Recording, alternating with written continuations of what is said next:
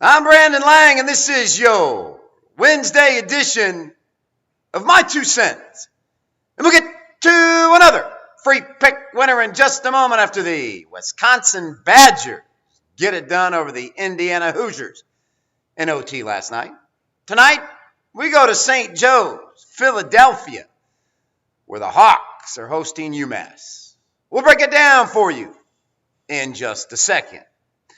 So the bid for 7 straight 10-dimers last night comes up short. Northern Illinois, with a 1-point halftime lead, fails to execute down the stretch. So here we go. 10-dime winner number 7 of the last 8 as we look to continue just to build basketball momentum. And I would say going 6-1 your last 7 basketball selections Monday through Friday is building momentum. That's all you're trying to do heading into the weekend where you fire big on either Saturday or Sunday. So here we go. Another 10-dimer on this Wednesday card.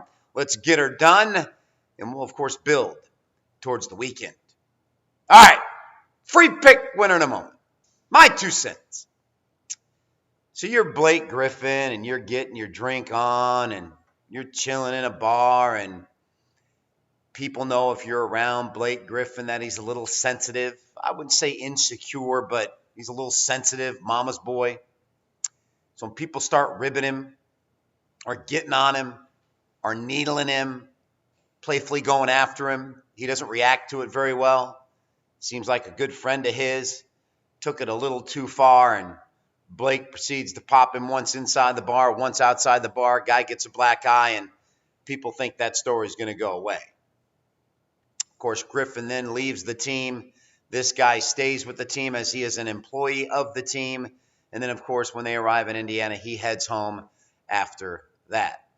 Now that TMZ got a hold of the story and it's coming out exactly what happened, now Blake Griffin decides to come forward. And now Blake Griffin issues the apology. And now, I'm sorry I embarrassed the Laker organization. And now he comes out and says it.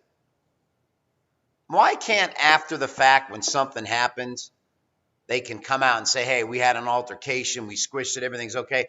How come you try to get away with it, and then when it finally comes out, then you issue the apology, I'm sorry? It's a farce. But once again, in professional sports, it happens all the time. Until these guys get caught, they think they're above the law, no matter how big a superstar they think they are. And as Dennis Rodman said heading into the Staples last night for the Mavs-Lakers game, he said, hey, it won't matter as long as Blake Griffin can help them win basketball games. Well, guess what? The Clippers are actually playing better basketball without Blake Griffin. Imagine what a trade would get if you want to get rid of Blake Griffin. Oh, my God. That is something that the LA Clippers should consider, because the trade value of Blake Griffin as a player has never been higher. As a person, well, that's questionable now. He's got a little anger management going. But as a player, I think the Clippers should look into what his value is and what they can get for him. All right, free pick winner. And the hottest team in college basketball against the spread. There are 2 of them. There is NC Charlotte with head coach Mark Price, who used to be the point guard of the Cleveland Cavaliers.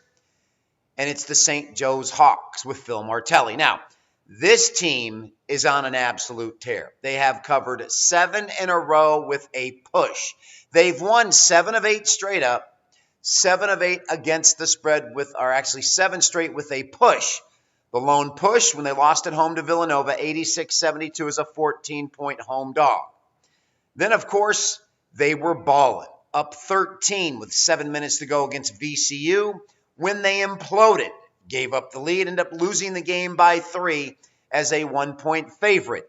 They came right back off that loss. They beat Rhode Island at home by 5, laying 3, and then they have ripped off their next 4 wins by 14, 25, 15, and 21. Ladies and gentlemen, this team has now covered 12 of their last 13 with a push. And the only blemish in this run was the blown 13-point lead at home to VCU, who, as we all see, is on an absolute tear as well. Here comes UMass, and believe me, Phil Martilli will not hesitate to have his St. Joe's Hawks bring down the hammer as they make it 6 in a row straight up and against the spread with a big 20-point home burial of UMass tonight. Free pick winner on St. Joe's. That's it, everybody. Have a fantastic Wednesday. As always, I'm Brandon Lane. Win or lose, we'll see you back here on a Thursday with yet another edition of My 2 Cents.